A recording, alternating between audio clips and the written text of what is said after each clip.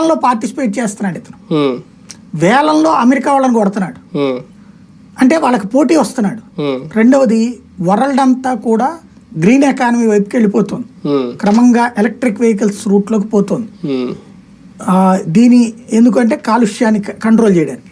ఈ ఎలక్ట్రిక్ వెహికల్స్కి పోయేటప్పుడు ఎలక్ట్రిసిటీ అనేది ప్రొడక్షన్ అతిపెద్ద ఇష్యూ.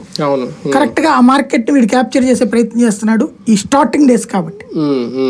ప్రపంచవ్యాప్తంగా విపరీతంగా పవర్ ప్రొడక్షన్ పెట్టేసేసి అన్ని దేశాలకు అమ్మే ప్రయత్నం చేస్తున్నాడు.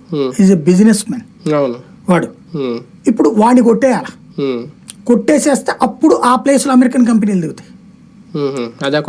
వీడేమి మానవతావాదని నేను చెప్పా, మామూలు వ్యాపారస్తులతో పోల్చుకుంటే వీడు క్రూడ్ బిజినెస్ మ్యాన్ అంతే.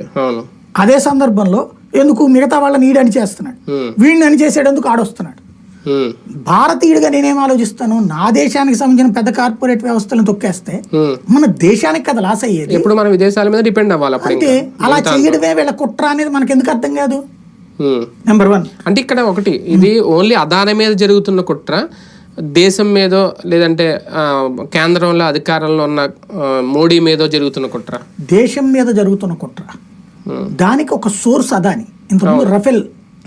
ఇక్కడ మీరు అన్నిట్లో చూసుకుంటే ఈ దేశం మీద జరిగే కుట్రలో అమెరికా రష్యాలకు 2 లాబీలు ఉంటాయి. వీళ్ళ ఎట్లా ఉంటదంటే మా దగ్గర